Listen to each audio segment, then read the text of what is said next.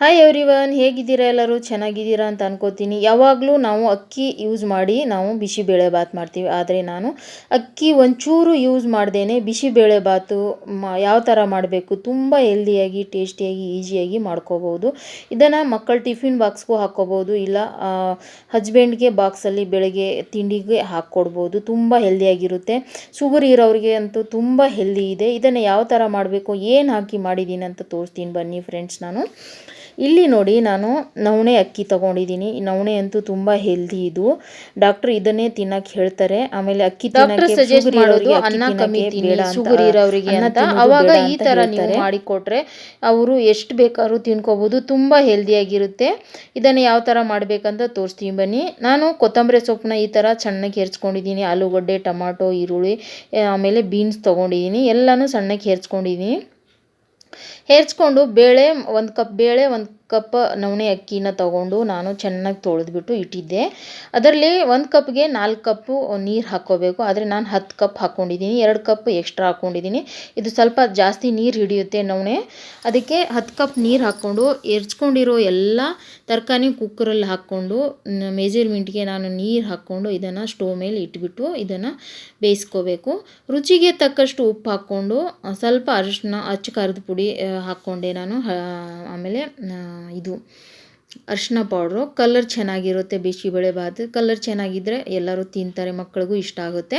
ಅದನ್ನು ಹಾಕಿಬಿಟ್ಟು 3 ವಿಜಿಲ್ ಆಗೋ ತನಕ ನಾನು ಇದನ್ನು ಬೇಯಿಸ್ಕೋತೀನಿ. ಬೇಯೋಕ್ಕೆ ಇಟ್ಟಿದ್ದೀನಿ. ಇಲ್ಲಿ ನಾವು ಈ ಮಸಾಲೆಗೆ ರೆಡಿ ಮಾಡೋಣ. ಒಂದು ಚಿಕ್ಕ ಬಾಣಲೆ ಇಟ್ಕೊಂಡು ಎಣ್ಣೆ, ಸಾಸಿವೆ, ಜೀರಿಗೆ, ಆಮೇಲೆ ಒಣಮೆಣಸಿನ್ಕಾಯಿ, ಈರುಳ್ಳಿ, ಕರಿಬೇವು ಸೊಪ್ಪು ಹಾಕಿಬಿಟ್ಟು ಇದನ್ನು ಚೆನ್ನಾಗಿ ನಾವು ಫ್ರೈ ಮಾಡ್ಕೋಬೇಕು. ತುಂಬ ಚೆನ್ನಾಗಿ ಫ್ರೈ ಮಾಡೋದ್ರಿಂದ ಈ ಬಿಸಿಬೇಳೆ ಬಾತಲ್ಲಿ ತುಂಬ ಟೇಸ್ಟಿಯಾಗಿರುತ್ತೆ. ನಾನು ಇದಕ್ಕೆ ಇದು ಹುಣಸೆ ಹುಳಿ ಹಾಕ್ತಾಯಿಲ್ಲ, ಯಾಕಂದರೆ ಹುಳಿ ಟೊಮಾಟೋನೇ ಹಾಕ್ಕೊಂಡಿದ್ದೀನಿ ನಾನು. ನಿಮಗೆ ಬೇಕಾದರೆ ನೀವು ಹುಣಸೆ ಹುಳಿನೂ ಬಿಟ್ಕೋಬೋದು. ಇಲ್ಲಿ ನಾನು 2 ಟೇಬಲ್ ಸ್ಪೂನ್ ಆಗೋಷ್ಟು ಬಿಸಿಬೇಳೆ ಬಾತ್ ಪೌಡ್ರನ್ನ ತೊಗೊಂಡು ನೀರಲ್ಲಿ ಹಾಕಿ ಈ ಥರ ಕಲಿಸ್ಕೋತೀನಿ.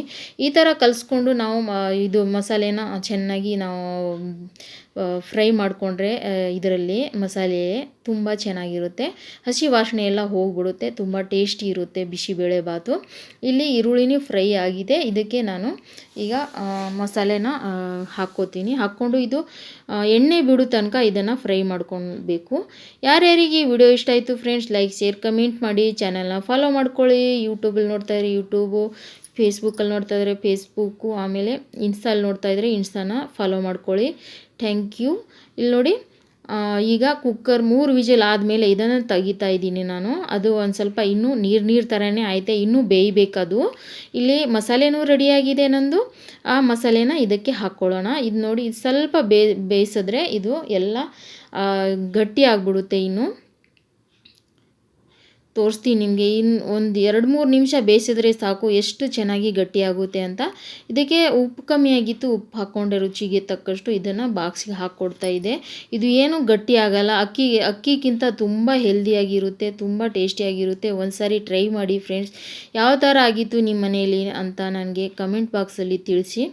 ನೋಡಿ ಎಷ್ಟು ಗಟ್ಟಿಯಾಗಿದೆ. ಆವಾಗಲೇ ಒಂದು ಸ್ವಲ್ಪ ನೀರು ಕಾಣ್ತಾಯಿತ್ತು. ಎಷ್ಟು ಕಲರ್ಫುಲ್ ಆಗಿದೆ. ಇದೇ ಟಿಪ್ನ ಯೂಸ್ ಮಾಡಿ ಒಂದು ಸಾರಿ ಟ್ರೈ ಮಾಡಿ. Bye bye, take care. Thank you for watching my video. Bye.